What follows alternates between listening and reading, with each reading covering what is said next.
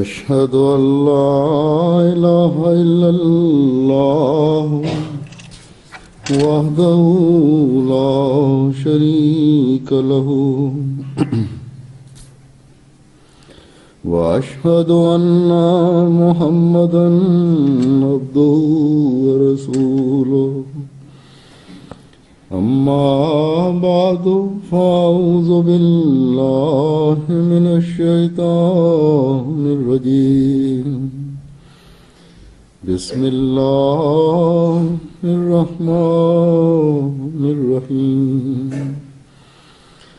الحمد لله رب العالمين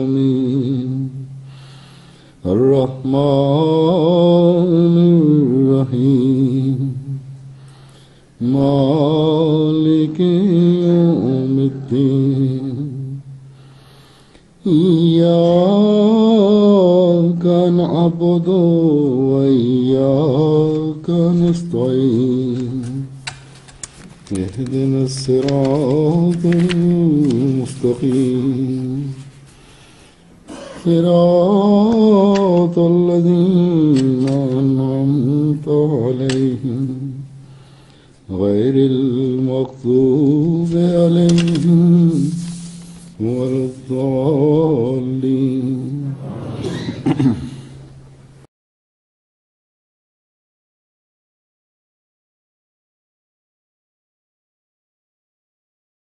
நாம் வாழ்கின்ற இந்த காலம் இஸ்லாத்தின் மறுமலர்ச்சிக்கான காலமாக இருக்கின்றது. இது எப்படிப்பட்ட காலம் என்றால், இதில் மற்ற அனைத்து மார்க்கங்களின் மீதும் இஸ்லாத்திற்குள்ள மேன்மை நிரூபிக்கப்படும்.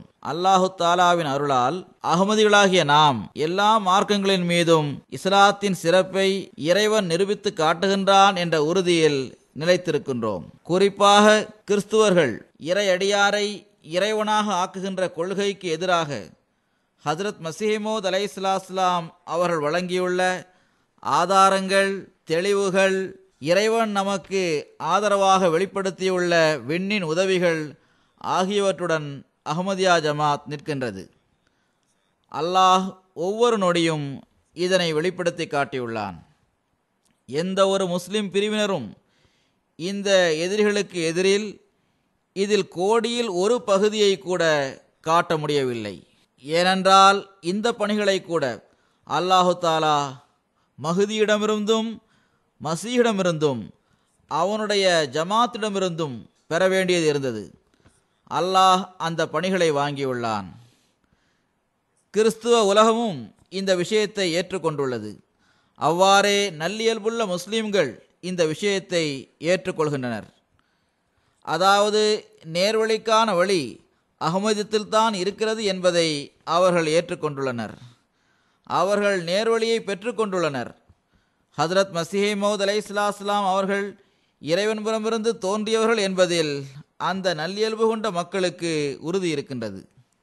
இன்றிலிருந்து 60 அல்லது 70 வருடங்களுக்கு முன்னால் ஆப்பிரிக்காவில் கிறிஸ்துவ பாதிரிகள் விரைவில் முழு ஆப்பிரிக்காவும் கிறிஸ்துவத்தின் மடியில் வந்து விழுந்துவிடும், மேலும் அங்குள்ள மக்கள் தேவகுமாரனின் இறைத்தன்மையை ஏற்றுக்கொள்வார்கள் என்று முழங்கினார்கள். இன்றிலிருந்து 120 அல்லது 130 வருடங்களுக்கு முன்னர் கிறிஸ்துவ மிஷனரிகள் இந்தியா தொடர்பாகவும் இந்தியாவில் கிறிஸ்துவம் விரைவில் வெற்றியை தழுவும் என்றும் கூறினார்கள். ஆனால் ஹஜ்ரத் மஸீஹ் மவ்ஊத் அலைஹிஸ்ஸலாம் அவர்கள் இறையடியாரை இறைவனாக ஆக்குகின்ற கருத்தை தனது நூல் மூலமாகவும் அறிவுபூர்வமான ஆதாரங்கள் மூலமாகவும் பொய் என்று நிரூபித்த போது கிறிஸ்துவத்தின் மடியில் விழ இருந்த லட்சக்கணக்கான முஸ்லீம்கள் அல்லது கிறிஸ்துவத்தை இஸ்லாத்தை விட சிறப்பானதாக கருதிய முஸ்லீம்கள் அல்லாஹு தாலாவின் அருளால் விழித்தெழுந்து உணர்வு பெற்றவர்களாக ஆனார்கள். இந்த பொய்யான கருத்தை ஏற்றுக்கொள்வதிலிருந்தும் அவர்கள் தப்பித்து கொண்டார்கள். ஒரு மிகப்பெரிய தடை சுவரை ஹஜ்ரத் மஸீஹ் மவ்ஊத் அலைஹிஸ்ஸலாம் அவர்கள் நிற்கும்படி செய்து ஏக இறைவனின் ஏகத்துவம், இஸ்லாத்தின் உண்மை, மேன்மை ஆகியவற்றை உலகில் நிரூபித்து காட்டினார்கள். இவ்வாறே ஆப்பிரிக்காவில் அஹ்மதியா ஜமாத்தின் முபல்லிகுகள் இஸ்லாத்தை தப்லீக் செய்து திருத்துவத்தின் தவறான கொள்கைகளின் உண்மை நிலை ஆகியவற்றை திறந்து எடுத்து கூறி கிறிஸ்துவ பிரச்சாரகர்களின் முன்னிலையில் ஒரு தடையை ஏற்படுத்தினார்கள். இதை கிறிஸ்துவ பிரச்சாரகர்களே ஒப்புக்கொண்டுள்ளார்கள். அஹ்மதிகள் எங்களுக்கு முன்னால் தடைகளை ஏற்படுத்துகின்றனர் என்று அவர்கள் கூறினர். ஆனால் இஸ்லாத்தின் இந்த அல்லாவின் பயில்வானின் இறைவனால் அனுப்பப்பட்ட மகானின் பணிகளை பார்த்த பிறகும் கூட முஸ்லிம்களில் பெரும்பாலார் மகிழ்ச்சியில் துள்ளுவதற்கு பகரமாக, அவர்களின் ஜமாத்தில் இணைவதற்கு பகரமாக அவர்களுக்கு எதிராக காழ்ப்புணர்ச்சி, பகைமை, வெறுப்பு ஆகியவற்றை காட்டுகின்றனர். அதில் எந்த அளவு முன்னேறியுள்ளனர் என்றால், அல்லாஹுதான் இவர்களின் தீங்கிலிருந்து நம்மை பாதுகாக்க வேண்டும். ஆனால் நான் ஏற்கனவே கூறியது போன்று அல்லாவின் விதி அல்லாவால் அனுப்பப்பட்டவருக்கு துணை நிற்கும், அவருக்கு துணையாக அது நிற்கின்றது. நல்லியல்பு கொண்ட மக்கள் மெதுமெதுவாக முஹம்மதிய மசீஹின் ஜமாத்தில் இணைந்து வந்தனர், இணைந்து கொண்டு இருக்கின்றனர். ஆனால் பெரும்பாலார் பெயர்தாங்கி முல்லாக்களுக்கு அஞ்சியவாறு குறைவான அறிவுடையவர்களாக அவர்கள் இருப்பதன் காரணமாக எதிர்ப்பதில் தீவிரமாக உள்ளனர். ஒவ்வொரு நாளும் அகமதிகளுக்கு எதிராக ஏதாவது ஒரு வகையில் எதிர்ப்பு நடவடிக்கைகள் முஸ்லிம்கள் என்று தம்மை கூறிக்கொள்பவர்களின் நாடுகளிலும் குறிப்பாக பாகிஸ்தானிலும் இருந்து வருகின்றது. சில டிவி சேனல்கள் இதில் முன்னணியில் நிற்கின்றன. அவை ஐரோப்பாவிலும் உலகம் முழுவதும் ஒளிபரப்பப்படுகிறது. குறைவான அறிவுடைய முஸ்லிம்களின் உணர்வுகளை, தவறான கருத்துக்களை கூறி அவை தூண்டுவதுடன் அஹ்மதியத்திற்கு எதிராக அவர்களை செயல்பட வைக்கின்றது. சில டிவி சேனல்கள் தங்களது பாலிசிக்கு ஏற்றவாறு இதற்கு அனுமதி வழங்குவதில்லை. தற்காப்பு பணி என்ற பெயரில் தீவிரவாதத்தையும் குழப்பத்தையும் ஏற்படுத்துபவர்கள் இப்படிப்பட்ட டிவி சேனல்களில் கூட நேரத்தை பெற்று சில அறிவிப்புகளை செய்கின்றார்கள். அதாவது அகமதிகள் கொலை செய்யப்பட வேண்டியவர்கள் என்று அவர்கள் அறிவிக்கின்றார்கள். கடந்த சில நாட்களுக்கு முன்பு இவ்வாறே ஒரு சேனலில் இங்கு ஐரோப்பாவில் ஒரு மௌலவி இப்படிப்பட்ட ஒரு அறிவிப்பை செய்தார். ஆனால் சேனலின் எஜமானரிடம் நாம் தொடர்பு கொண்டபோது அவர் இதற்காக மன்னிப்பு கேட்டார். இனி இந்த மௌலவியை தனது சேனலில் வரவிட மாட்டோம் என்ற உறுதியையும் அவர் நமக்கு வழங்கியுள்ளார். ஆனால் இந்த தீய இயல்பை கொண்டவர்கள் இஸ்லாம், ஹஜ்ரத் ரசூலுல்லாஹ் ஸல்லல்லாஹு அலைஹி வஸல்லம் அவர்களின் கண்ணியம், ஹதமன் நுபுவத் ஆகியவற்றின் பெயரால் குறைவான அறிவுடைய முஸ்லிம்களின் உணர்வுகளை தூண்டுவதற்குரிய பணிகளை செய்து வருகின்றார்கள். இஸ்லாத்தின் தப்லீக் மற்றும் இஸ்லாத்தின் மேன்மையை நிரூபிப்பது, ஹஜ்ரத் நபிகள் நாயகம் ஸல்லல்லாஹு அலைஹி வஸல்லம் அவர்களின் உயர் தகுதி ஆகியவற்றை உலகிற்கு தெளிவுபடுத்தி காட்டுவதற்காக எத்தகைய முயற்சிகளை அஹ்மதியா ஜமாத் செய்து வருகிறதோ அதை பற்றி இஸ்லாமிய எதிர்ப்பு சக்திகளும் பிரச்சாரகர்களும் தெளிவாக கூறியுள்ளார்கள். தம்மை முஸ்லிம்கள் என்று கூறிக்கொள்பவர்கள், அஹ்மதியத்திற்கு எதிராக ஆட்சேபனை செய்பவர்கள் ஆகியோருக்கு இஸ்லாத்தை தப்லீக் செய்வதற்கு சில ரூபாய்களை செலவு செய்வதற்குரிய தௌஃபீக் கூட கிடைக்கவில்லை. ஆனால் நாட்டின் செல்வத்தை கொள்ளையடிப்பதற்கு ஒவ்வொருவருக்கும் கவலை இருக்கின்றது. இன்று இஸ்லாம் மற்றும் தூதரின் கண்ணியத்தின் பெயரில் என்னவெல்லாம் நாட்டில் நடக்கின்றதோ, எத்தகைய தீவிரவாதம் நாட்டில் பரவியுள்ளதோ, அது ஒவ்வொரு நல்லியல்பு கொண்ட மனிதனையும் அமைதியை இழக்கும்படி செய்துள்ளது. எந்த பாதுகாப்பும் இல்லை. அகமதிகளுக்கு எதிராக இந்த தீவிரவாத போக்கு இருந்து வருகிறது. இதை சகித்து கொள்ளும் பழக்கம் அகமதிகளுக்கு இருக்கின்றது. இது பற்றி நான் பலமுறை கூறியிருக்கின்றேன். ஆனால் பாகிஸ்தானில் வாழ்கின்ற எந்த ஒரு குடிமகனும் இதிலிருந்தும் பாதுகாப்பாக இல்லை. இது பற்றி அவர்கள் சிந்தனை செய்வதே இல்லை. ஒருபுறம் சட்டம் செயல்படாத நிலை இருந்து வருகிறது. நாட்டில் குழப்பம் பரவியுள்ளது. எந்த ஒரு அரசாங்கமும் அங்கு இல்லை. மறுபுறம் அல்லாவின் தண்டனைகள் நாட்டை சூழ்ந்துள்ளன. இது எல்லாம் என்ன நடக்கின்றது, சமுதாயம் எங்கு சென்று கொண்டிருக்கின்றது, அல்லாஹ் எந்த முடிவின் பக்கம் இவர்களை கொண்டு செல்கின்றான், இவர்களுக்கு என்ன முடிவு ஏற்படும், இது பற்றி சிந்தித்து புரிவதற்கான அறிவை அல்லாஹ்வே இவர்களுக்கு வழங்குவானாக. அகமதிகளை பொறுத்தவரை அவர்கள் நாட்டின் நம்பிக்கைக்கு பாத்திரமாக நடப்பவர்களாக இருப்பதால் சட்ட ரீதியாக அவர்கள் மீது சில அடக்குமுறைகள் துன்பங்கள் தரப்பட்ட பிறகும் கூட, அவர்கள் மீது கொடுமைகள் இழைக்கப்பட்ட பிறகும் கூட அல்லாஹு தாலா நாட்டை எல்லாவிதமான அழிவுகளிலிருந்தும் காப்பாற்றுவானாக என்று அவர்கள் துவா செய்கின்றார்கள். கடந்த குத்பாவில் நான் துவாவிற்காக கூறிய சமயத்தில் நோன்பு வைக்கும்படியும் கூறியிருந்தேன். ஒவ்வொரு வாரமும் ஒரு நஃபிலான நோன்பு நோட்க வேண்டும் என்று கூறியிருந்தேன். இது தொடர்பாக நான் கூறிக்கொள்வது என்னவென்றால், ஜமாத் அளவில் ஒரே நாளில் அனைவரும் நோன்பு வைப்பது பொருத்தமானதாக இருக்கும். ஒவ்வொரு உள்ளூர் ஜமாத்தும் தாங்கள் எந்த நாளில் நோன்பு நோட்பது என்பதை அவர்களே முடிவு செய்யலாம். ஆனால் உள்ளூர் ஜமாத்துகள் ஒரே நாளில் நோன்பு நோட்க வேண்டும். திங்கட்கிழமை அல்லது வியாழக்கிழமை நோன்பு நோட்கலாம். இதே நான் பாகிஸ்தானில் உள்ள அகமதிகளுக்கு கூறியிருந்தேன். ஜமாத் இதன் பக்கம் முழுமையான கவனம் செலுத்த வேண்டும்.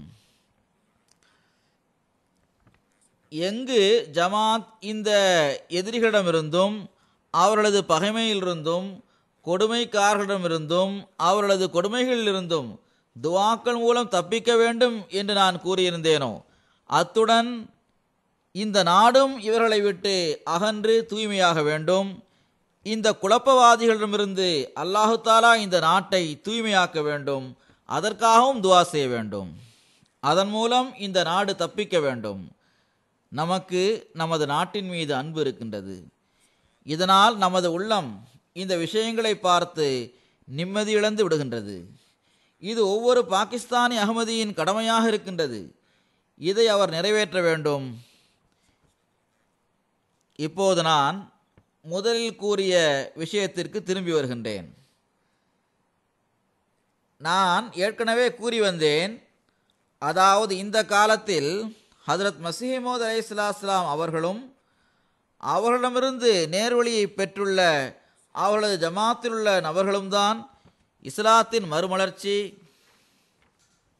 எல்லா மார்க்கங்களின் மீதும் இஸ்லாத்தின் உயர்வை நிரூபிப்பது ஆகிய பணிகளை செய்து வருகின்றனர். இதன் காரணமாக ஆப்பிரிக்கா ஆனாலும் ஐரோப்பா ஆனாலும் அல்லது அமெரிக்கா ஆனாலும் அல்லது உலகின் எந்த பகுதியாக இருந்தாலும் இஸ்லாத்தின் தற்காப்புக்காக எல்லோரையும் விட முதலில் அகமதிகளே சற்றும் தயங்காமல் நிற்கின்றனர். தற்காப்புக்காக மட்டுமல்ல, இஸ்லாத்தின் சிறப்பை நிரூபிப்பதற்காக அவர்கள் இவ்வாறு செய்கின்றனர். எங்கு பெட்ரோலின் எந்த வளமும் எந்த பணியையும் செய்ய முடியவில்லையோ, அங்கு அகமதிகள் இறைவனின் திருப்திக்காக தங்களது சாதாரண வருவாயிலிருந்து கொடுக்கின்ற சந்தாக்கள் வேலை செய்கிறது. இதில் நமக்கு எவ்வித சிறப்பும் பெருமையும் இல்லை. நமது சாதாரண தியாகங்களிலும் பரக்கத்தை வழங்குவது அல்லாஹ் நம்மீது செய்துள்ள அருளாகும். இதற்கு எண்ணற்ற கனிகள் கிடைக்கின்றது. அல்லாஹ்வின் அன்பை ஈர்ப்பதற்கு அவன் முன்னால் நமது சாதாரண தியாகங்களை செய்து கொண்டே செல்வது நமது பணியாகும். நாம் இறையருள்களுக்கு நன்றி செலுத்த மறந்தவர்கள் அல்ல. இது அல்லாஹ் நம்மீது செய்துள்ள எவ்வளவு பெரிய அருளாக இருக்கின்றது. அவன் நமக்கு அஹ்மதியத்தை ஏற்றுக்கொள்வதற்கான தௌஃபீக்கை வழங்கியுள்ளான். நமது மூதாதையர்களுக்கு அல்லாஹ் இதற்கான தௌஃபீக்கை வழங்கியிருக்கின்றான் என்றால், நமக்கு அஹ்மதியத்தில் நிலைத்திருக்கின்ற தௌஃபீக்கை அவன் நமக்கு வழங்கியுள்ளான். அதன் மூலமாக நாம் காலத்தின் இமாமுடன் இணைந்து அவரது பிரச்சாரத்தை நிறைவு செய்வதற்கு முயற்சி செய்தவாறு இவ்வுலக வாழ்க்கையையும் மறுமையையும் சரி செய்து கொள்ள முடியும். ஆனால் நினைவில் கொள்ளுங்கள், பொருள் தியாகங்கள் செய்து மட்டும் நமது பணிகள் முடிவடைந்து விடாது. நாம் நம்மிடத்தில் அல்லாஹ்வுடன் தொடர்பு ஏற்படுத்தக்கூடிய உள்ளத்தை உருவாக்க முயற்சி செய்ய வேண்டும். நாம் நமது உயர்வான நல்லொழுக்கத்தின் தரத்தை அடைவதற்கு முயற்சி செய்ய வேண்டும். இஸ்லாத்தின் உண்மையான தூது செய்தியான ஹஜ்ரத் மஸீஹ் மவ்ஊத் அலைஹிஸ்ஸலாம் அவர்களின் தூது செய்தியை தத்தமது நாட்டில் பரப்புவதற்காக முயற்சி செய்ய வேண்டும். இஸ்லாத்திற்கு எதிராக கூறப்படும் குற்றச்சாட்டுகளை அகற்றி இஸ்லாத்தின் அழகிய போதனைகளை உலகின் முன்னால் எடுத்து வைக்க வேண்டும். ஹாலண்டின் ஜமாத் சிறிய ஜமாத்தாக இருந்தாலும் அது தனது இந்த பொறுப்பை புரிந்து கொள்ள வேண்டும். ஒரு சிலர் பணியாற்றுவதன் மூலம் இந்த நோக்கம் முழுமை பெறாது. ஹாலண்டில் வசிக்கின்ற ஒவ்வொரு அகமதியும் தங்களது சுற்றுச்சூழலில் இந்த முக்கியமான பணிக்காக முயற்சி செய்ய வேண்டும். இந்த ஹாலண்டில்தான் அந்த பாக்கியமற்ற மனிதரும் இருக்கின்றார். அவர் தனது அரசியல் பொலிவுக்காக இஸ்லாம் மற்றும் ஹஜ்ரத் நபிகள் நாயகம் ஸல்லல்லாஹு அலைஹி வஸல்லம் அவர்களுக்கு எதிராக அவதூறுகளை கூறுவதில் முன்னேறி வருகின்றார். பகைமையிலும் எதிர்ப்பிலும் முன்னேறி வருகின்றார். அவர் எந்த அளவு காழ்ப்புணர்ச்சியிலும் பகைமையிலும் முன்னேறியுள்ளார் என்றால், இஸ்லாம் என்ற பெயரை கேட்டாலேயே கோபத்தால் அவரது வாயில் நுரை வர ஆரம்பித்து விடுகிறது. கடந்த சில நாட்களுக்கு முன்பு ஒரு முஸ்லிம் அமைப்பு தீவிரவாத செயல்களை கடுமையாக கண்டித்த சமயத்தில் கீட் வில்டர்ஸ் என்ற பெயரையுடைய இந்த அநியாயக்காரர் இஸ்லாம் மதமே தீவிரவாதத்தை விரும்புகின்ற போதனைகளைத்தான் தந்துள்ளது, இது பொய்யான மார்க்கமாகும், இறைவன்புறமிருந்து வந்துள்ள மார்க்கம் அல்ல, இதை உலகிலிருந்து அழித்துவிட வேண்டும் என்று நீங்கள் கூறாதவரை நாங்கள் நீங்கள் கூறுவதை ஏற்றுக்கொள்ள மாட்டோம் என்று கூறியுள்ளார். இதுதான் இவரது எண்ணமாகும். இப்படிப்பட்ட அறிவிப்பை செய்யாதவரை நாங்கள் எந்தவித மன்னிப்பு கோருவதையும் ஏற்றுக்கொள்ள தயாராக இல்லை என்று இவர் கூறுகிறார். நாம் இவருக்கு இந்த தூது செய்தியை வழங்க வேண்டும். அநியாயக்காரரே, இதை கேளுங்கள். நீங்களும் உங்களது கட்சியும் உங்களுடன் உள்ள ஒவ்வொரு நபரும் அழிந்து விடுவர். ஆனால் இஸ்லாம் மற்றும் ஹஜ்ரத் நபிகள் நாயகம் ஸல்லல்லாஹு அலைஹி வஸல்லம் கியாமத் வரை நிலைத்திருப்பதற்காக வந்துள்ளனர். நிலைத்திருப்பர். உலகின் எந்த சக்தியும், அது எவ்வளவு பெரிய ஃபிரௌனாக இருந்தாலும், இஸ்லாமிய எதிர்ப்பு சக்தியாக இருந்தாலும் இஸ்லாத்தை அழிக்க முடியாது. அல்லாஹு தாலா இந்த காலத்தில் அந்த அல்லாவின் பயில்வானை அனுப்பியுள்ளான். அவர் உங்களை போன்ற எதிரிகளை அவர்கள் கடுமையாக எதிர்த்த பிறகும் கூட அவர்தான் இஸ்லாத்தை அல்லாவின் உதவியுடன் உலகில் வெற்றி பெறும்படி செய்வார். அல்லாவின் இந்த பயில்வானிடம் பையத் செய்துள்ள ஒவ்வொரு அகமதியும் நாங்கள் எங்களது உயிர், பொருள், நேரம் ஆகியவற்றை தியாகம் செய்து இந்த நோக்கத்தை நிச்சயமாக பெற்றே தீருவோம் இன்ஷா அல்லாஹ் என்று உடன்படிக்கை செய்துள்ளார். இதை பற்றிய அறிவு அவருக்கு இருக்கின்றது. இந்த நாட்டில் வசிக்கின்ற நீங்களும் உலகில் வசிக்கின்ற ஒவ்வொரு அகமதியும் இந்த தூது செய்தியைத்தான் உலகத்திற்கு வழங்க வேண்டும். இங்கு வசிக்கின்ற ஒவ்வொரு நபருக்கும் இந்த தூது செய்தியை நீங்கள் எட்ட வைக்க வேண்டும். இந்த அரசியல்வாதி இஸ்லாத்தின் இந்த மிகத்தீய எதிரி அரசாங்கத்தில் சீட்ஸ்களை ஜெயித்து கொண்டே சென்றாலும் அதிகமான இடங்களை இவர் அதிகபட்சமாக ஜெயிக்கலாம். ஆனால் உலகத்திற்கு நீங்கள் இதை கூறிவிடுங்கள், இவரது இந்த செயல்கள் இறைவனது கைகளால் இவரது அழிவிற்கான வழியை ஏற்படுத்திவிடும் என்பதை நீங்கள் உலகத்திற்கு தெரிவித்து விடுங்கள். அல்லாஹு தாலா எப்போதும் தனது தூதரை மிகைத்து நிற்கும்படி செய்வான். அவரது கண்ணியத்தை அவன் பாதுகாக்கின்றான், இன்றும் பாதுகாப்பான் இன்ஷா அல்லாஹ். நமக்கு எந்த ஆற்றலும் இல்லை, நாம் எந்த உலக ஆயுதத்தையும் பயன்படுத்த மாட்டோம். ஆனால் எவர்களது உள்ளங்கள் காயப்படுத்தப்படுகின்றதோ அவர்களது துவாக்கள் அல்லாவின் அர்ஷை உலுக்கி விடுகின்றது. இங்கு அல்லாவின் நேசரை பற்றிய விஷயமாக இது இருக்கின்றது. இங்கு நமது துவாக்களையும் கடந்து அல்லாவின் தன்மான உணர்வு தானாகவே தனது உணர்வை வெளிப்படுத்தும். அப்படிப்பட்ட கீழ்த்தரமான மக்களின் மண்ணின் துகள்கள் கூட கண்ணுக்கு தெரியாமல் ஆகிவிடும். ஹாலண்டில் நல்ல தூய எண்ணங்களை கொண்ட பல மக்களும் இருக்கின்றார்கள். இவரை போன்றுதான் எல்லோரும் இருப்பார்கள் என்று கூறிவிட முடியாது.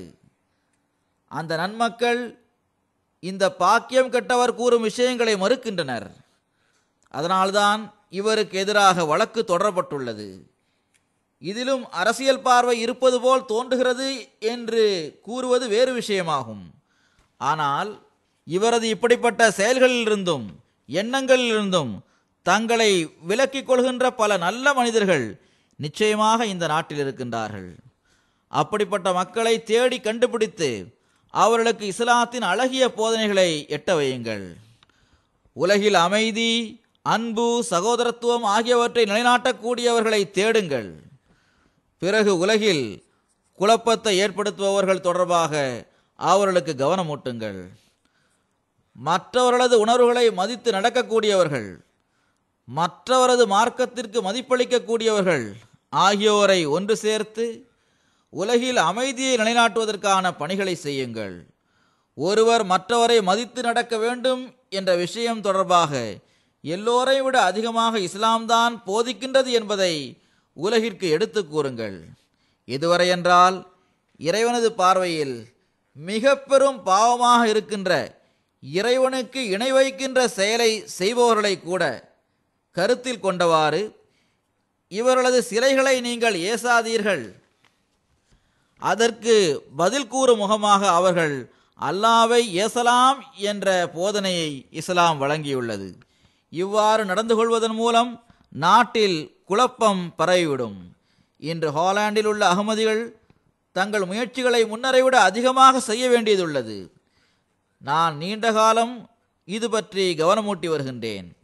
இன்று உங்களது பொறுப்பு தொடர்பாக நீங்கள் அதை சரியாக உணர்ந்து செயல்பட்டிருந்தால், அல்மேரா என்ற இடத்தில் எங்கு நீங்கள் பள்ளிவாசலை கட்ட வேண்டும் என்று விரும்பியிருந்தீர்களோ அங்கு பள்ளிவாசலுக்கான இடத்தை அரசாங்கம் உங்களுக்கு தந்துவிட்டு பிறகு அதை திரும்ப பெற்றிருக்காது. இது இஸ்லாத்தின் பகைவர்களுள்ள பகுதியாகும் என்பது சரிதான்.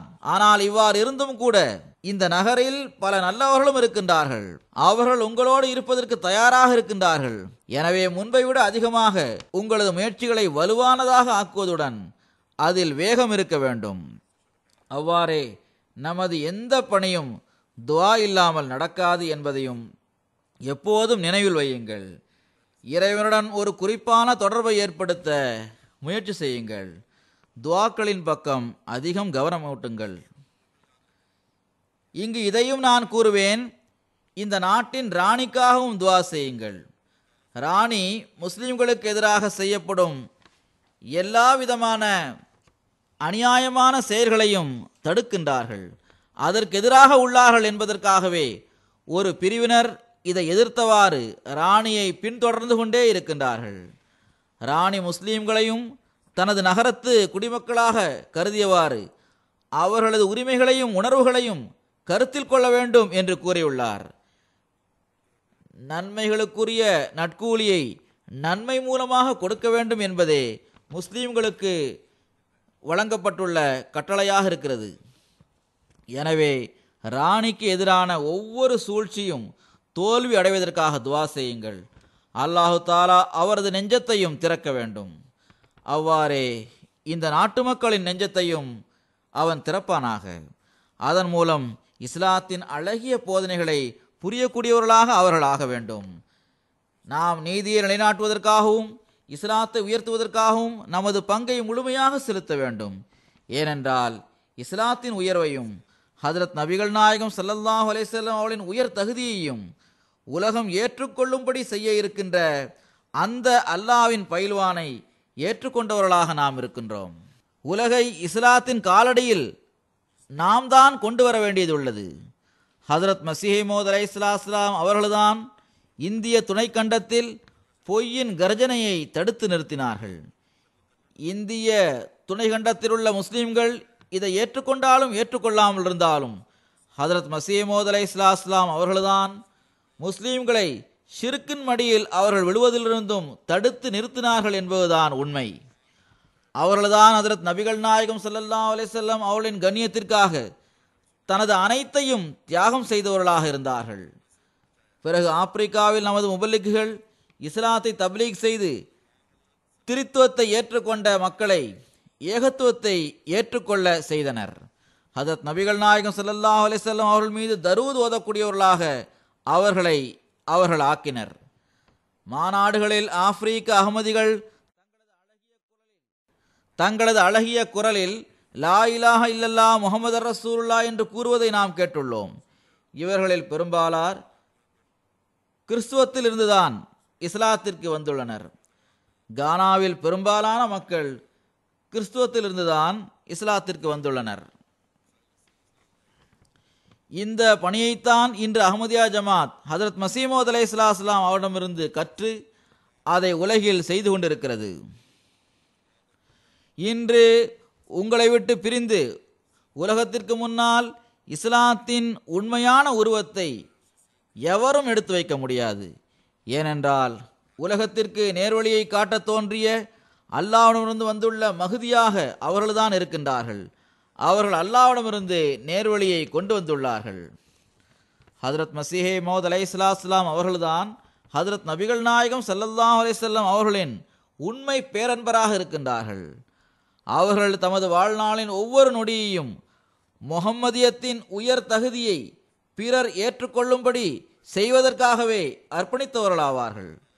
ஹதரத் மஸீஹ் மவ்ஊத் அலைஹிஸ்ஸலாம் அவர்களின் உள்ளத்தில் ஹதரத் ரசூல் ஸல்லல்லாஹு அலைஹி வஸல்லம் அவர்கள் மீது இருந்த பேரன்பை அவர்களது எழுத்துக்களிலிருந்து நாம் புரிந்து கொள்ள முடியும். அவர்கள் ஓரிடத்தில் இவ்வாறு கூறுகின்றார்கள்: இப்போது வானத்தின் கீழ் ஒரு வேதம் மட்டுமே உள்ளது, ஒரு நபி மட்டுமே இருக்கின்றார். அவர்தான் ஹதரத் முஹம்மது முஸ்தபா ஸல்லல்லாஹு அலைஹி வஸல்லம் அவர்களாவார்கள். அவர் எல்லா நபிமார்களை விடவும் உயர்ந்தவரும் சிறந்தவரும் ஆவார்.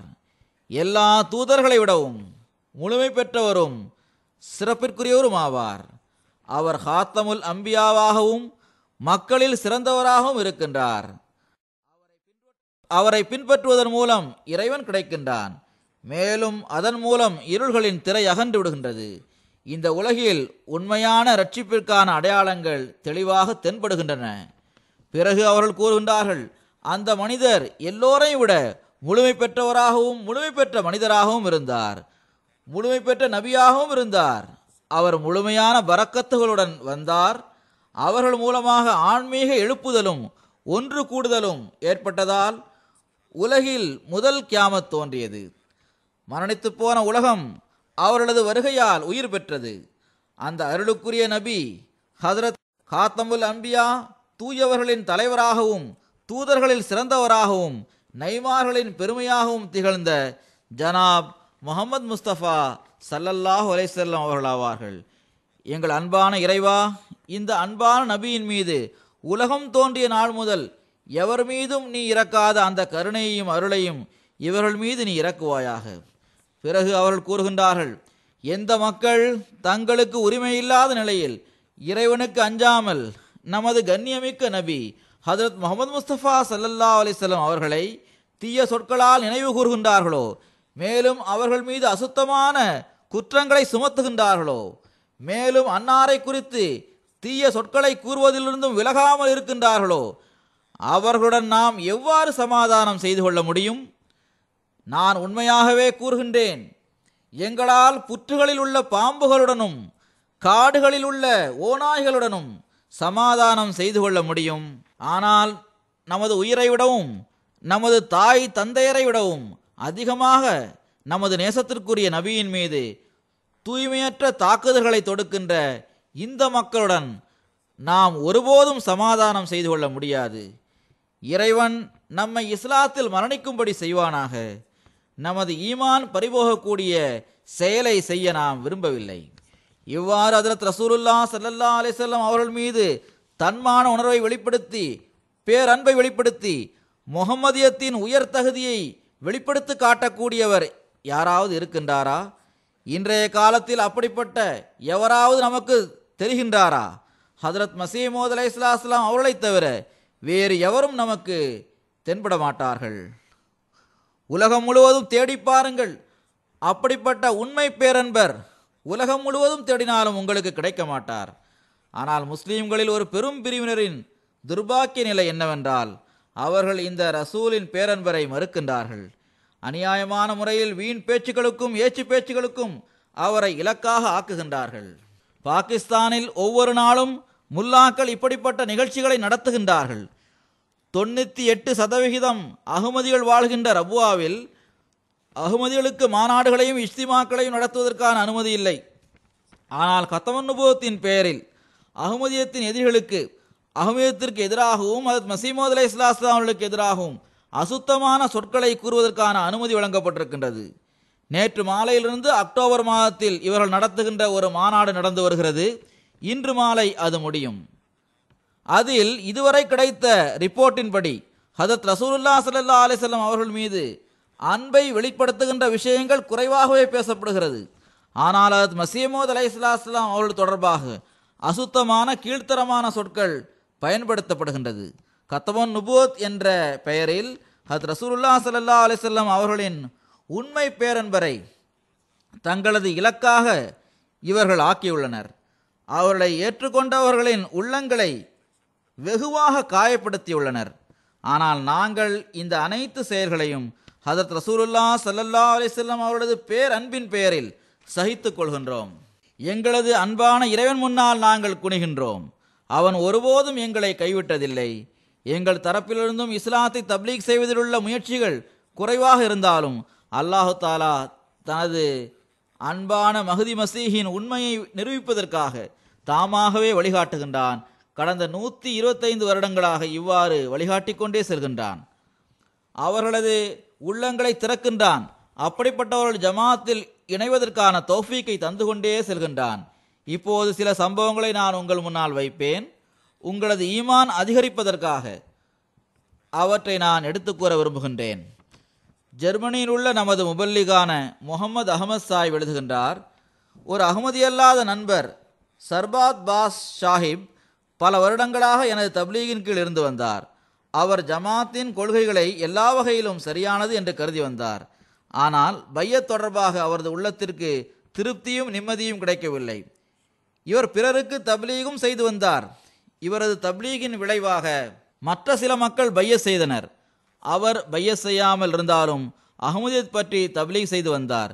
ஆனால் எனக்கு சில சலனங்கள் உள்ளன என்று கூறி வந்தார். ஒரு நாள் அவர் என்னிடம் வந்தார். பையத் செய்வதற்கான வழிமுறை என்ன என்று அவர் கேட்டார். நான் வியப்புடன் என்ன விஷயம் என்று கேட்டேன். அதற்கு அவர், இரவில் நான் ஒரு கனவு பார்த்தேன். அதில் எனக்கு ஒரு குரல் வந்தது.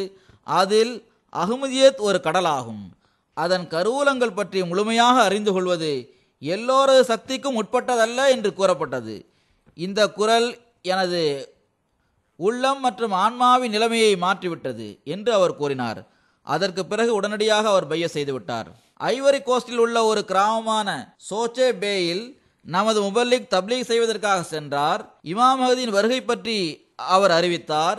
அந்த கிராமத்தை தோற்றுவித்த யஹியா சுபாத்தே சாஹிப் எழுந்து நின்று தனது கனவை கூறினார். இரவில் வடக்கு பக்கத்தின் இறுதி எல்லையில் இருந்த அடிவானத்தில் ஏறக்குறைய அதிகாலை 2 மணி அளவில் ஒரு ஒளி உதயமாகுவதை அவர் பார்த்தார். பிறகு ஒரு வாரம் கழிந்த பிறகு இன்னொரு ஒளி தெற்கு அடிவானத்தில் வெளிப்பட்டது.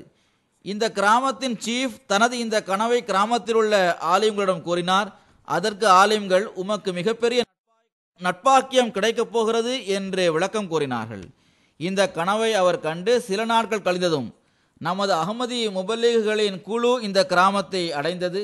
இமாம் மஹ்தி தோன்றிய செய்தியை அவருக்கு தெரிவித்ததும் மகிழ்ச்சியுடன் துள்ளியவாறு அவர் மக்களுக்கு முன்னால் வந்தார்.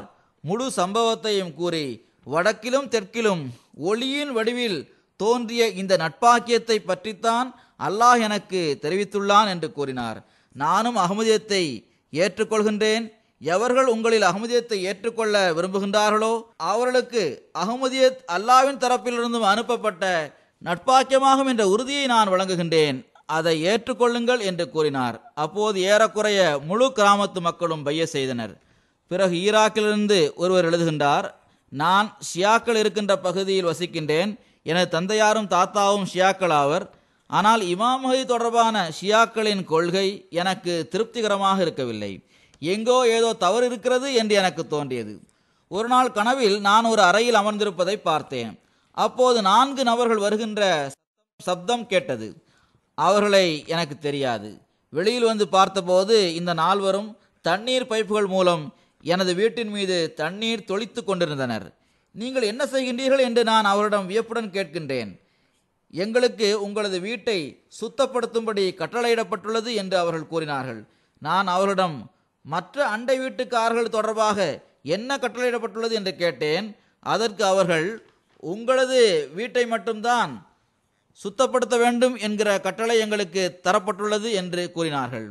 கனவு கண்ட அடுத்த நாள் நான் தொலைக்காட்சியை திறந்ததும் ஸ்கிரீனில் 4 நபர்கள், அதாவது முஸ்தபா சாபித் சாஹிப், ஷரீப் சாஹிப், ஹாமித் சாஹிப், மூமின் சாஹிப் ஆகிய 4வரும் அல் ஹிவாருல் முபாஷிர் என்ற புரோகிராமில் இருந்தார்கள். இந்த கனவு அல்லாஹ்விடமிருந்து காட்டப்பட்டுள்ளது என்ற உறுதி எனக்கு ஏற்பட்டது. எனவே நான் பையத் செய்துவிட வேண்டும் என்று முடிவெடுத்தேன் என்று அவர் எழுதியுள்ளார். பிரான்சின் அமீர் சாஹிப் எழுதுகின்றார்கள், ரேகுனல் ஐலாண்டை சார்ந்த ஒரு பெண் பிரான்சில் நடைபெற்ற ஒரு மீட்டிங்கில் கலந்து கொள்ள வந்தார். அவர் வருவதற்கு முன் அவருக்கு கனவில் பிரான்ஸ் சென்று உனது சகோதரியான ஏலனை கண்டிப்பாக சந்திக்க வேண்டும் என்று கூறப்பட்டது. அந்த பெண் பிரான்ஸ் சென்று தனது இந்த தோழியை சந்தித்தார். அவர் அல்லாஹ்வின் அருளால் ஏற்கனவே பையத் செய்திருந்தார். அவர்கள் இந்த பெண்ணை மிஷன் ஹவுஸிற்கு கொண்டு வந்தார்கள். தப்லீக் மீட்டிங் நடந்த பிறகு இந்த பெண் பையத் செய்துவிட்டார். அடுத்த நாள் இந்த பெண்ணை ஏர்போர்ட்டில் கொண்டு விடுவதற்காக அவர் தங்கியிருந்த இடத்திற்கு சென்ற சமயத்தில் அங்கு அவரது கணவரும் மகனும் இருந்தனர். அவர்கள் எங்களுக்கு அஹ்மதியத் பற்றி தெரிந்துவிட்டது, நீங்கள் எங்களிடம் பையத் வாங்குங்கள் என்று கூறினர். இவ்வாறு முழு குடும்பமும் அஹ்மதிகளாகிவிட்டனர். எகிப்திலிருந்தும் அப்துல் மஜீத் சாஹிப் எழுதுகின்றார்கள், நான் கரவில் ஒரு சிறு கப்பலில் பயணம் செய்வதை பார்த்தேன். கையில் ஒரு தடி இருந்தது. இலக்கு தெரியாமலும் எவ்வித நோக்கமும் இல்லாமலும் நான் தெரிந்து கொண்டிருக்கின்றேன்.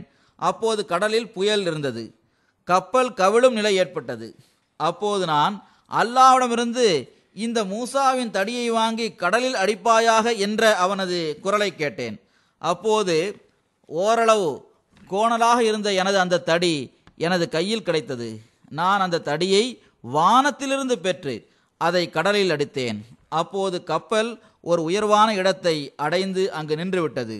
அது அழகான கட்டிடங்களை கொண்ட ஒரு நகரமாக இருந்தது. அதில் இருந்த எல்லா மக்களும் அழகிய வடிவத்தில் இருந்தனர். இது அஹ்மதியா ஜமாத்தின் நகரமாகும் என்று எனக்கு கூறப்பட்டது. நான் பையத் செய்ய வேண்டும் என்பதே இது சுட்டிக்காட்டுகிறது என்பதை நான் புரிந்து கொண்டேன். இதனால் எனக்கு பையத் செய்வதற்கான தௌஃபீக் கிடைத்தது என்று எழுதியுள்ளார். 2000ஆம் ஆண்டில் நடைபெற்ற சம்பவம் இது. ஜெர்மனியிலிருந்து ஒருவர் எழுதுகின்றார், தப்லீக் ஸ்டாலில் வைத்து துருக்கியை சார்ந்த ஒரு குடும்பத்துடன் தொடர்பு ஏற்பட்டது. பிறகு கணவர் மனைவி இருவரும் எங்கள் பள்ளிவாசலுக்கு வந்தனர். இந்த துருக்கிய பெண் நமது முபல்லிகின் மனைவியை பார்த்ததும் அவரது கண்களிலிருந்து கண்ணீர் வர ஆரம்பித்தது. அவர் கூறினார், சில நாட்களுக்கு முன்னர் நான் கனவில் நீங்கள் எனக்கு தப்லீக் செய்வதை பார்த்தேன். இதற்கு பிறகு அவருக்கு அஹ்மதியத் தொடர்பான தகவல்கள் கூறப்பட்டன. எம்டிஏவில் அவர் 4வது கலிஃபத்துல் மஸீஹ் ரஹ்மத்துல்லாஹி தஆலா அவர்களையும் பார்த்திருந்தார். சில நாட்களுக்கு பிறகு அவர் மீண்டும் பள்ளிவாசலுக்கு வந்தார். பிறகு கூறினார், வீட்டிற்கு சென்ற பிறகு நான் எனக்குரிய பாணியில் துவா செய்தேன். இறைவா, எனக்கு இது ஒரு புதிராக ஆகிவிட்டது, நீ எனக்கு உதவி செய். பள்ளிவாசலில் வைத்து டிவியில் நான் கண்ட நபர் உண்மையாளர் என்றால் அவரை நான் சந்திக்கும்படி செய்வாயாக என்று துவா செய்தேன்.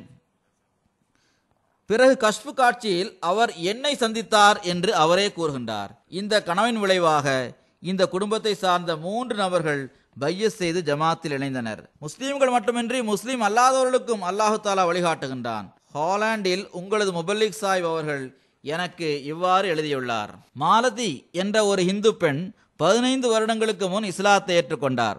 மொரோக்கோவில் வசித்து வந்த யூசுப் மன்சூருல்லா என்பவரை இவர் திருமணம் செய்தார். திருமணத்திற்கு பிறகு இவர் கனவில் இந்தியாவை சார்ந்த பல்வேறு பகுதியை சார்ந்த மக்கள் வெண்ணிற ஆடை அணிந்தவர்களாக ஒரு பெரியவருக்கு அருகில் ஒன்று சேருவதை இவர் பார்த்தார். அந்த மக்கள் கைகளால் சைகை செய்தவாறு இந்த நபர் வாக்களிக்கப்பட்ட மசீஹ் ஆவார் என்று கூறுகின்றனர். அந்த பெண் தனது கணவருக்கு இந்த கனவை கூறினார். கணவர் எம்டிஏவை பார்த்தார். அதில் மசீமது அலைஹிஸ்ஸலாம் அவர்களின் தோற்றம் தொடர்பாக பேச்சு நடந்து கொண்டிருந்தது. தனது மனைவியை அழைத்து யூசுப் மன்சூருல்லா சாஹிப் டிவியில் வந்த நிகழ்ச்சியை காட்டியதும் அவர் அதில் மசீமது அலைஹிஸ்ஸலாம் அவர்களின் படத்தை பார்த்ததும் உடனடியாக அவர்களை அடையாளம் கண்டுகொண்டு இந்த பெரியவரைத்தான் நான் கனவில் பார்த்தேன் என்று கூறினார். இவர்கள் இருவரும் எம்டியை பார்த்தனர். இறுதியில் பையத் செய்ய வேண்டும் என்று முடிவெடுத்தனர். அல்லாஹு தாலா இவர்களை அஹ்மதியத்தில் நிலைத்து நிற்க செய்வானாக. இவ்வாறு ஜமாத்தில் இணைப்பவர்களுடன் தொடர்பு வைப்பது ஜமாத்தின் பணியாகும். அப்படிப்பட்ட மக்களுடன் நிரந்தரமான தொடர்பு இருக்க வேண்டும். அதன் மூலமாக உங்களுக்கு அருகாமையில் அவர்களை கொண்டு வர வேண்டும். பிறகு கிறிஸ்துவர்களின் சம்பவங்களும் உள்ளன. கனடாவின் அமீர் சாஹிப் கிராண்டி வில்சன் என்ற பெண் அகமதியத்தை ஏற்றுக்கொண்டது தொடர்பாக இவ்வாறு எழுதுகின்றார்கள். டொரண்டோவில் வசித்து வரும் இந்த இளம்பெண் நம்முடைய ஒரு தாயிலல்லா ஹசன் ஃபாரூக் சாஹிபின் தப்லீகின் கீழ் இருந்து வந்தார். இவர் ஒன்றன் பின் ஒன்றாக அல்லாஹு தாலாவையும் ஹத் நபிகள் நாயகம் ஸல்லல்லாஹு அலைஹி வஸல்லம் அவர்களையும் ஹத் ஈசா அலைஹிஸ்ஸலாம் அவர்களையும் கனவில் பார்த்தார். அவர்கள் அவருக்கு ஆறுதல் கூறியவாறு இஸ்லாத்தில் வரும்படி அழைப்பு விடுத்தார்கள். அதற்கு பிறகு அவர் பையத் செய்துவிட்டார். பிறகு கனடாவை சார்ந்த இமானுவேல் ரிவர்ஸ்செக் என்பவர் பையத் செய்த சம்பவம் இது. என்டோரியாவில் வசித்து வரும் 24 வயது வெள்ளையரான இந்த இளைஞர் சிறு வயதிலிருந்தே கனவில் ஒளியை கண்டு வந்தார். ஆரம்பத்தில் இது மங்கலாக தெரிந்தது. பிறகு நாட்கள் செல்ல செல்ல இந்த ஒளி மேலும் பிரகாசமடைந்து கொண்டே சென்றது. 1.5 வருடத்துக்கு முன்பு இந்த இளைஞர் முஸ்லிமான போது இந்த ஒளி மேலும் தெளிவாக தெரிந்தது. அகமதிய தொடர்பாக இவர் ஆராய்ந்து வந்த சமயத்தில் இந்த ஒளி மேலும் பிரகாசமடைந்து கொண்டே சென்றது.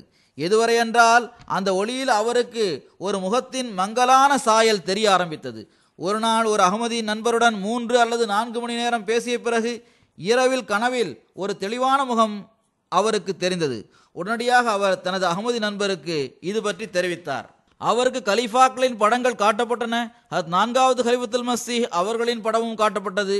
அதற்கு பிறகு எனது படம் காட்டப்பட்ட போது இதுதான் நான் கனவில் கண்ட அந்த முகம் என்று அவர் கூறினார். 2011ஆம் ஆண்டு மார்ச் மாதம் இவர் பையத் செய்தார். உகண்டாவின் அமீர் சாஹிப் எழுதுகின்றார், தப்லீகின் போது எங்களது குழு ஒரு வீட்டிற்கு தூது செய்தியை வழங்க சென்ற சமயத்தில் வீட்டிலிருந்த நபர் ஒரு கிறிஸ்துவராக இருந்தார். அவர் நமது குழுவினரை பார்த்து, எந்த மக்களுக்காக நான் காத்து கொண்டிருந்தேனோ அது நீங்கள்தான். ஏனென்றால் இன்று இரவு நான் கனவில் சில முஸ்லீம்கள் பல்வேறு பிரிவுகள் கோத்திரங்கள் ஆகியவற்றை சார்ந்த மக்களை ஒன்று சேர்ப்பதை பார்த்தேன். ஒரே இறைவன் மற்றும் மசீஹின் 2வது வருகை தொடர்பாக எடுத்து கூறுவதற்காகவே அவர்கள் மக்களை ஒன்று சேர்க்கின்றார்கள். நீங்கள் எனது கனவை உண்மையாக மாற்றிவிட்டீர்கள், என்னிடம் பையத் வாங்குங்கள் என்று அவர் கூறினார். இதை கேட்ட நமது குழுவை சார்ந்தவர்கள், நீங்கள் பையத் ஃபார்மை வாசித்து பார்த்து திருப்தி அடைந்து கொள்ளுங்கள் என்று கூறினர். அதை கேட்ட அவர், நான் தான் ஏற்கனவே ஈமான் கொண்டு விட்டேனே என்று கூறினார். இந்த கிறிஸ்துவர் இவ்வாறு கூறினார், எனது தாமதத்திற்கான காரணங்களை உருவாக்காதீர்கள் என்று கூறினார். அதே சமயத்தில் அவர் தனது குடும்பத்தினருடன் பையத் செய்துவிட்டார். சிரியோலோனின் அமீர் சாஹிப் எழுதுகின்றார், ஹசன் குமாரா சாஹிப் என்பவர் தாய்மொழி மற்றும் ஆர்ட்ஸின் ஆசிரியராக இருக்கின்றார். இவர் 2006ஆம் ஆண்டில் கனவில் வானத்தில் மிகவும் அழகிய கையெழுத்தில் பிரகாசமான சொற்களில் அல்லாஹ் இஸ் த கிரேட்டஸ்ட் என்று எழுதப்பட்டிருப்பதை பார்த்தார். அப்போது அவர் கிறிஸ்துவராக இருந்ததால் ஏக இறைவனை அவர் ஏற்றுக்கொள்ளவில்லை. இறைவனின் நபியான ஹஜ்ரத் ஈசா அலைஹிஸ்ஸலாம் அவர்கள் எப்படி இறைவனாக முடியும் என்ற கேள்வியும் உள்ளத்தில் எழுந்தது. இந்த எழுத்துக்களை பார்த்ததும் அச்சத்தால் அவரது உடல் நடுங்க ஆரம்பித்தது என்று அவர் கூறுகின்றார். அச்சத்தால் அவர் விழித்தெழுந்தார். 2008ஆம் ஆண்டு இதை போன்ற இன்னொரு கனவை இவர் பார்த்தார். வானத்தில் பிரகாசத்தின் ஒரு மிக பெரும் வட்டம் தோன்றியது. பார்த்து கொண்டிருக்கும் போதே அது உடைந்தது. அதற்குள்ளிருந்து அல்லாஹ் இஸ் த கிரேட்டஸ்ட் என்ற இந்த சொற்கள் வெளியே வந்து வானத்தில் பரவிவிட்டது. பிறகு 2008ஆம் ஆண்டு ஜூலை மாதத்தில் பாகிஸ்தானிலிருந்து வெளியான கிலாஃபத் ஜூபிலி சோவனியரை இவர் வாங்கினார். அதை படிக்க ஆரம்பித்தார். மெதுமெதுவாக இறைவன் அருளால் இவர் அகமதியத்தின் பக்கம் குனிய ஆரம்பித்தார். இந்த சோனியரை படித்ததன் மூலமாக பல்வேறு கேள்விகளுக்கான விடை அவருக்கு கிடைத்தது. 2009ஆம் ஆண்டும் இவர் மீண்டும் ஒரு கனவு பார்த்தார். ஒலு செய்து தயாரான பிறகு தொழுகைக்காக இவர் அகமதியா பள்ளிவாசலுக்கு செல்கின்றார். அவர் அங்கு சென்ற சமயத்தில் ஜமாத்தான தொழுகை முடிந்துவிட்டது. அப்போது அவருக்கு ஜமாத்தான தொழுகை கிடைக்காமல் போனதற்காக மிகுந்த துக்கம் ஏற்பட்டது. இதை அவரே கூறுகின்றார். இதற்கு பிறகு இவரது கண்கள் திறந்து விட்டன. 2010ஆம் ஆண்டு செப்டம்பர் மாதத்தில் ஜமாத்தின் முபல்லிக் இவரை தனது வீட்டிற்கு அழைத்தார். ஏன் பையத் செய்யாமல் இருக்கின்றீர்கள் என்று கேட்டார். சில கேள்விகள் இப்போதும் எஞ்சியிருக்கின்றன என்று கூறினார். அதற்கான பதில்கள் கிடைத்துவிட்டால் பையத் செய்வேன் என்று கூறினார். இந்த வருடம் ஜெர்மனியில் 2011இல் தனது கேள்விக்கான பதில்களை பெற்று இவர் பையத் செய்து ஜமாத்தில் இணைந்து விட்டார். அல்ஹம்துலில்லாஹ். இவர் மிகுந்த ஆர்வத்துடன் ஹஜ்ரத் மஸீஹ் மவ்ஊத் அலைஹிஸ்ஸலாம் அவர்களின் நூல்களை படித்து வருகின்றார். நமது எக்ஸிபிஷனில் கலந்து கொண்ட ஒரு ரேடியோ ஜோர்னலிஸ்ட் மிஸ்டர் ஜீல் டானாம்பு அவர்கள் கூறுகின்றார்கள், இன்று முதல் முறையாக நான் இஸ்லாத்தின் தூது செய்தியை புரிந்து கொண்டேன். இன்றுதான் நான் இஸ்லாத்தை பற்றி அறிந்தேன். இன்றுதான் இஸ்லாத்தை ஒரு மதமாகவே நான் ஏற்றுக்கொண்டேன். நான் இஸ்லாத்தை மிகவும் தீயதாக கருதி வந்தேன். இன்று முதல் முறையாக நான் ஹஜ்ரத் முஹம்மது முஸ்தபா ஸல்லல்லாஹு அலைஹி வஸல்லம் அவர்களின் தூது செய்தியை புரிந்து கொண்டேன் என்று கூறுகின்றார். பிறகு ஒரு விருந்தாளியான போஸ்டன் எம்ப்ரையோரி அவர்கள் கூறினார், பள்ளிவாசல் மந்திர வித்தைகள் நிறைந்த இடம் என்று நான் கேள்விப்பட்டுள்ளேன். ஆனால் அஹ்மதியா பள்ளிவாசலில் நுழைந்த பிறகுதான் இந்த இடம் மிகவும் அமைதி நிரம்பியதாக இருக்கிறது என்பது எனக்கு தெரிய வந்தது என்று கூறுகிறார். அல்லாஹு தாலா தனது வல்லமையின் காட்சியை காட்டியவாறு தாமாகவே நல்லியல்பு கொண்ட மக்களுக்கு உலகில் ஒவ்வொரு இடத்திலும் வழிகாட்டுகின்ற போது, அவர்களை சூழ்ந்து கொண்டு அவர்களை ஜமாத்தில் இணைக்கின்ற போது, அதனால் அவர்கள் முஹம்மதிய மசீஹை அடையாளம் கண்டவாறு அவருடன் ஒரு வலிமையான தொடர்பை ஏற்படுத்தியுள்ளனர். அவ்வாறு இருக்கும்போது நாம் இந்த அஹ்மதியத்தின் எதிரிகள் ஏற்படுத்துகின்ற தடைகள், எதிர்ப்புகள், ஏச்சு பேச்சுகள் ஆகியவற்றை கேட்டு கவலையடைய வேண்டிய தேவையில்லை. அஹ்மதியத்தின் எதிரிகள் அல்லது இஸ்ராத்தின் எதிரிகள் நமது அன்பான எஜமானரான ஹஜ்ரத் முஹம்மது முஸ்தபா ஸல்லல்லாஹு அலைஹி வஸல்லம் அவர்களுக்கு எதிராக தரக்குறைவான சொற்களை பயன்படுத்துகின்ற போதும், அவர்களது உண்மை பேரன்பர் தொடர்பாக இழிவாக பேசும் போதும் நமது உள்ளங்கள் நிச்சயமாக காயமடைகின்றன. அதற்கு ஒரே ஒரு சிகிச்சை தான் இருக்கின்றது. துஆ செய்வதற்காக அல்லாஹ்வின் முன்பாக குனிந்து விடுங்கள். அல்லாஹ்விடம் உதவி கேளுங்கள். உங்களது செயலாலும் அறிவாலும் இஸ்லாம் மற்றும் அஹ்மதியத்தின் அழகான போதனைகளை உலகின் முன்னால் எடுத்து கூறுங்கள். அல்லாஹ் இதற்கான தௌஃபீக்கை நமக்கு வழங்குவானாக. அஹ்மதிகளுக்கு ஐரோப்பாவில் இஸ்லாத்தின் எதிரிகள், அஹ்மதியத்தின் எதிரிகள் ஆகிய இரு சாராரையும் எதிர்கொள்ள வேண்டியது உள்ளது. முஸ்லிம்கள் எந்த நாட்டை சார்ந்தவர்களாக இருந்தாலும் அவர்கள் புறமிருந்தும் எதிர்ப்பு இருக்கின்றது. ஏனென்றால் இன்றைய நாட்களில் மௌலவிகள் அவர்களது மூளையை விஷத்தால் நிரப்பி இருக்கின்றார்கள். இஸ்லாத்தை எதிர்க்கும் சக்திகளும் ஏற்கனவே இருந்து வருகின்றன. நமது முன்னேற்றம், நமது பள்ளிவாசல்கள் இரண்டுமே இவர்களுக்கு முட்களை போன்று குத்துகின்றன. இன்ஷா அல்லாஹ் பெல்ஜியமிலும் அங்கு கட்டப்பட்டுள்ள முதல் பள்ளிவாசலுக்கு அடிக்கல் நாட்ட வேண்டியது இருக்கின்றது. அங்கு இந்த இரண்டு சாரார் தரப்பிலிருந்தும் ஜமாத்திற்கு எதிர்ப்புகளை எதிர்கொள்ள வேண்டியது இருக்கின்றது. எதிரிகளின் ஒவ்வொரு சூழ்ச்சியையும், ஒவ்வொரு தீங்கையும் அல்லாஹு தாலா அவர்கள் பக்கமே திருப்புவதற்காக துவா செய்யுங்கள். இந்த அடிக்கல் நாட்டுகின்ற நிகழ்ச்சி நல்ல முறையில் நடப்பதற்காக துவா செய்யுங்கள். பள்ளிவாசலும் விரைவாக கட்டப்பட்டு முழுமையடைந்து இறைவனது ஏகத்துவத்தை அறிவிக்கக்கூடியதாக ஆகட்டுமாக.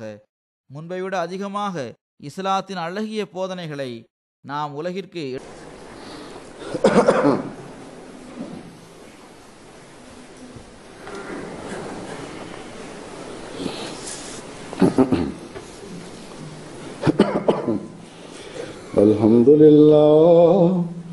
அல்ஹம்துலில்லாஹ் நஹ்மதுஹு வ நஸ்தஈனுஹு வ நஸ்தக்ஃபிருஹு ونؤمن به ونتوكل عليه ونعوذ بالله من شرور أنفسنا ومن سيئات أعمالنا من يهده الله فلا مضل له ومن يضلل فلا هادي له ونشهد أن لا إله إلا الله ونشهد أن محمدا عبده ورسوله عباد الله رحمكم الله إن الله يأمر بالعدل والإحسان وإيتاء ذي القربى وينهى عن الفحشاء والمنكر والبغي يعظكم لعلكم تذكرون اذكروا الله يذكركم وادعوه يستجب لكم ولذكر الله أكبر.